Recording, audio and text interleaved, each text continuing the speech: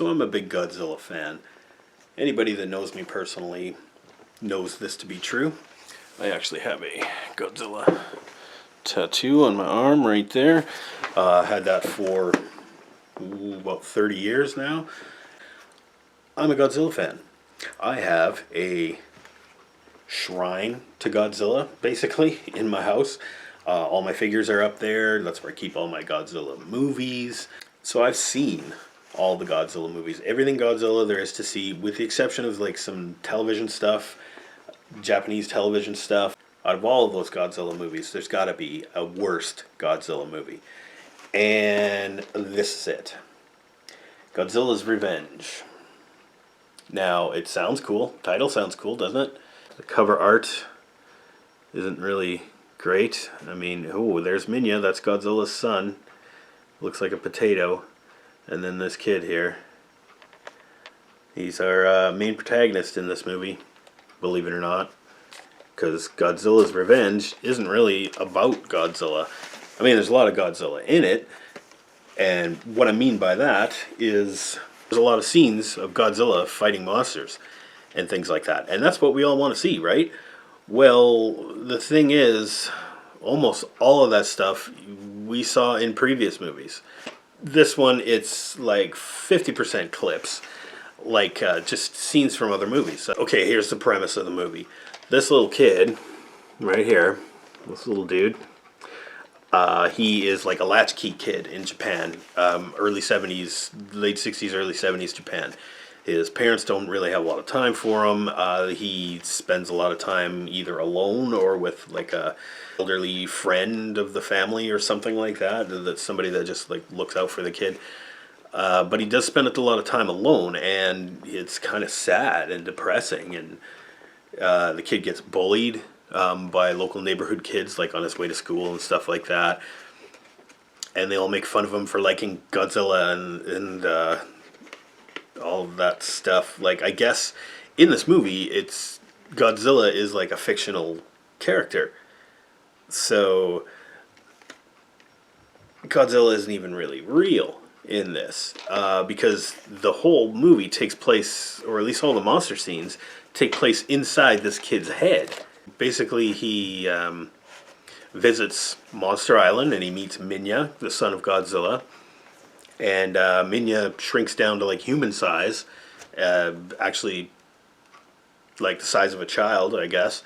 And he talks to our main character.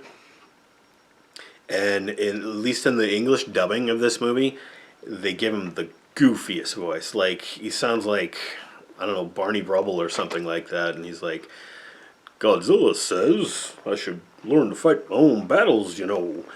Or he sounds like a, I don't know, like a background dumbass Looney Tunes character or something like that. We learned that Minya on Monster Island is actually being bullied by another monster that picks on him. This is a weird ass monster. This is actually some of the scenes that they actually did film for this movie, some of the monster stuff. The monster we get is Gabara. Now, he's this weird, I don't know, cat toad thing. He's got this weird, like, kind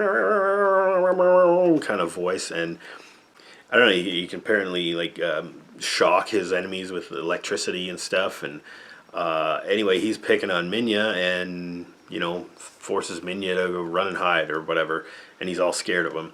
A little boy and Minya are friends, and they walk around Monster Island watching Godzilla fight a bunch of monsters that he already fought before in a bunch of different movies. The way that they like reused clips in this movie, it comes off looking really stupid because Godzilla looks different in every one of those movies.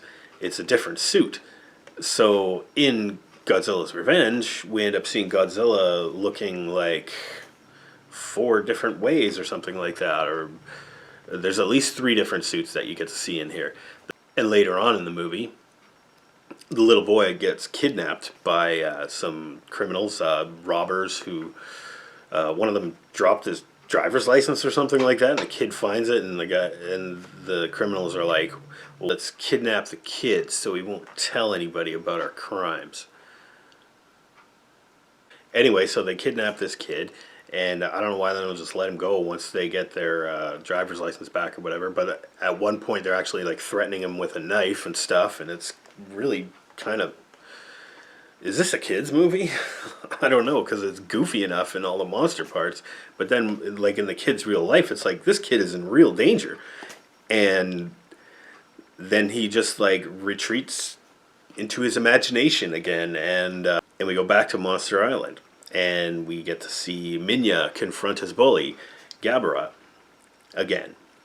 It turns out that he's still kind of getting his ass kicked, but Godzilla has to step in and rescue him, and beats up the other monster, beats up Gabara, and everybody's happy, and then the kid wakes up into reality, and then he thinks about how brave and how tough Godzilla and Minya were, and he should use that kind of attitude to get out of his situation. So he finds a fire extinguisher, and he pretends, or he imagines that that's his like radioactive fire breath or whatever, and he sprays it in the face of the kidnappers and runs away, and then gets away, and everything's fine. After the kid escapes, he gets confronted again by bullies, the kids that have been bullying him before, and he just knocks over the lead bully and like punches him and stuff, or hits him and attacks him, and proves that he's just as brave, and hey, you stop picking on me because I'm tougher than you. And it's a really confusing message.